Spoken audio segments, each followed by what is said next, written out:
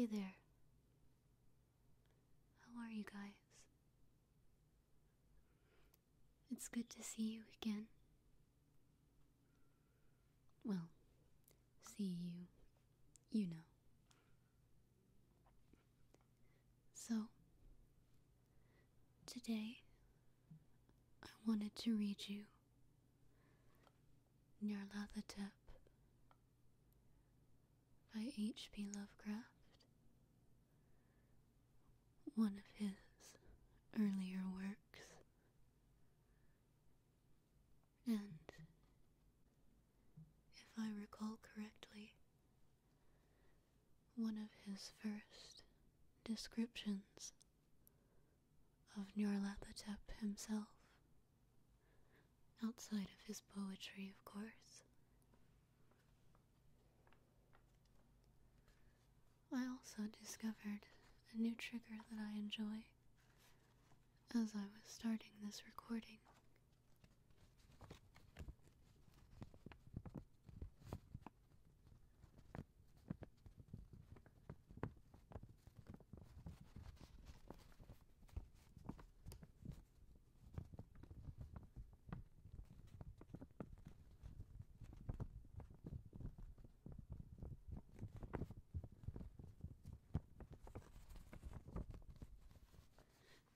The sound of warping paper. Tell me if you like it.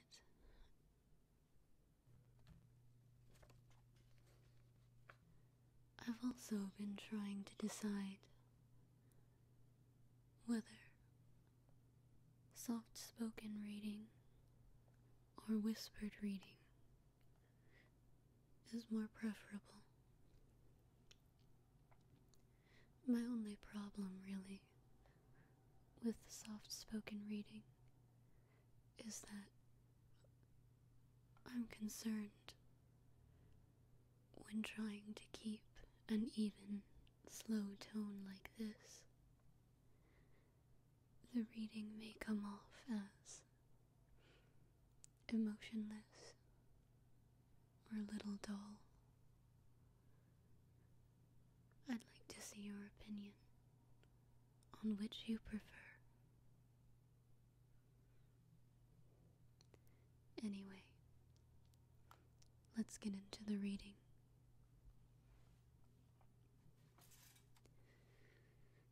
Nyarlathotep by H.P. Lovecraft. Nyarlathotep, the crawling chaos. I am the last, and I will tell the audient void. I do not recall distinctly when it began, but it was months ago. The general tension was horrible. To a season of political and social upheaval was added a strange and brooding apprehension of hideous physical danger. A danger widespread and all-embracing. Such a danger as may be imagined only in the most terrible phantasms of the night. I recall that people went around with pale and worried faces, and whispered warnings and prophecies which no one dared consciously repeat, or acknowledge to himself that he had heard. A sense of monstrous guilt was upon the land, and out of the abysses between the stars swept chill currents that made men shiver in dark and lonely places. There was a demoniac alteration in the sequence of the seasons. The autumn heat lingered fearsomely, and everyone felt that the world, and perhaps the universe, had gods or forces to that of gods or forces which were unknown. And it was then that Nyarlathotep came out of Egypt. Who he was, none could tell, but he was of the old native blood and looked like a pharaoh. The Fellahi knelt when they saw him, yet none could say why. He said he had risen up out of the blackness of 27 centuries, and that he had heard messages from places not on this planet. Into the lands of civilization came Nyarlathotep, swarthy, slender, and sinister, always buying strange instruments of glass and metal, and combining them into instruments yet stranger. He spoke much of the sciences, of electricity and psychology, and gave exhibitions of power which sent his spectators away speechless, yet which swelled his fame to exceeding magnitude. Men advised one another to see Nyarlathotep and shuddered. And where Nyarlathotep went, rest vanished, for the small hours were spent with the screams of nightmare. Never before had the screams of nightmare been such a public problem. Now the wise man almost wished they could forbid sleep in the small hours, that the shrieks of cities might less horribly disturb the pale, pitying moon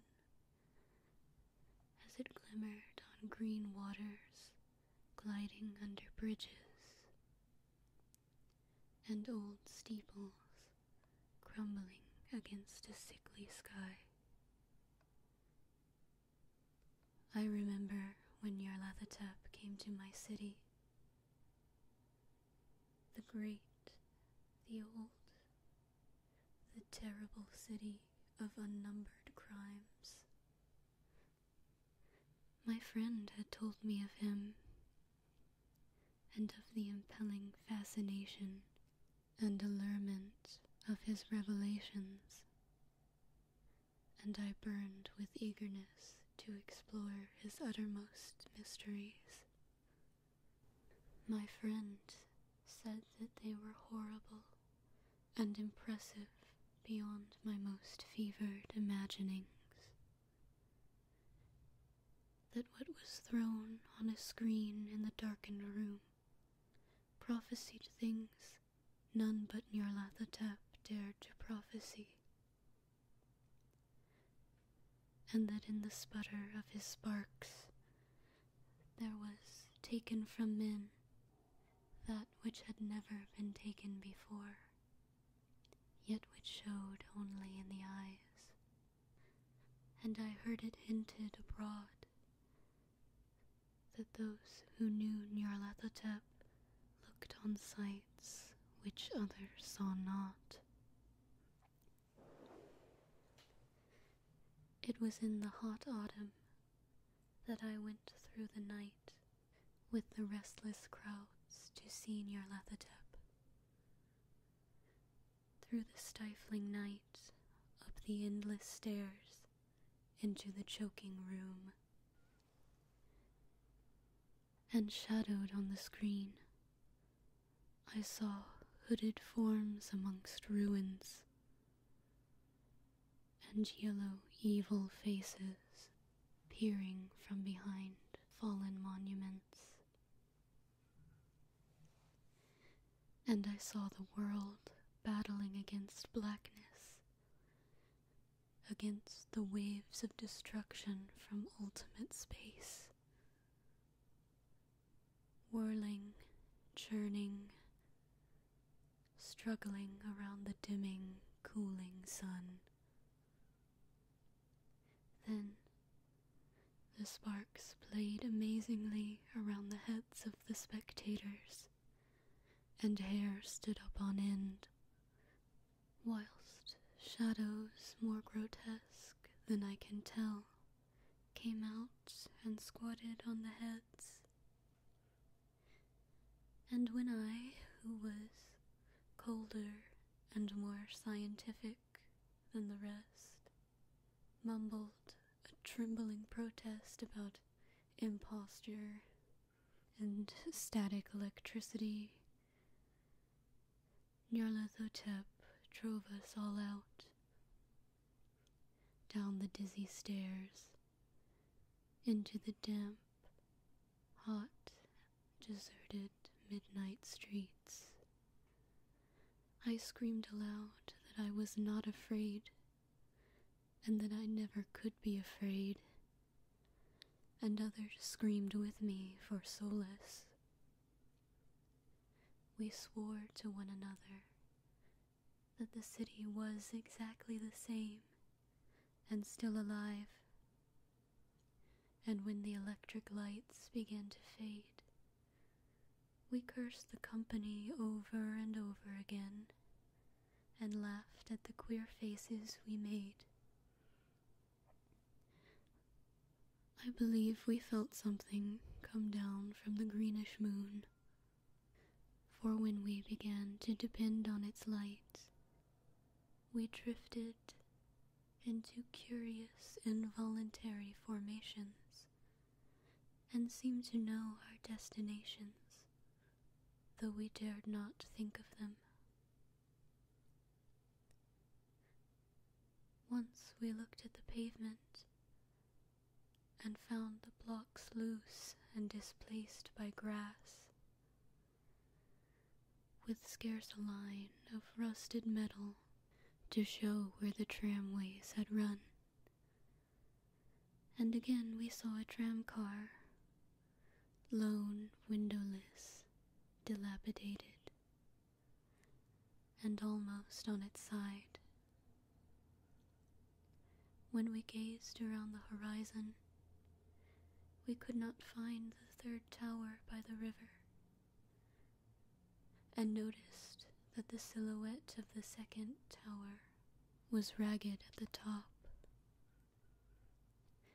Then we split up into narrow columns, each of which seemed drawn in a different direction. One disappeared in a narrow alley to the left, leaving only the echo of a shocking moan. Another filed down a weed-choked subway entrance, howling with a laughter that was mad. My own column was sucked toward the open country, and presently felt a chill which was not of the hot autumn. For as we stalked out on the dark moor, we beheld around us the hellish moon glitter of evil snows, trackless, inexplicable snows, swept asunder in one direction only, where lay a gulf all the blacker for its glittering walls. The column seemed very thin indeed, as it plodded dreamily to the gulf. I lingered behind, for the black rift in the green-litten snow was frightful, and I thought I'd heard the reverberations of a disquieting wail as my companions vanished. But my power to linger was slight, as if beckoned by those who had gone before. I half floated between the titanic snowdrifts, quivering and afraid, into the sightless vortex of the unimaginable, screamingly sentient, dumbly delirious. Only the gods that were can tell.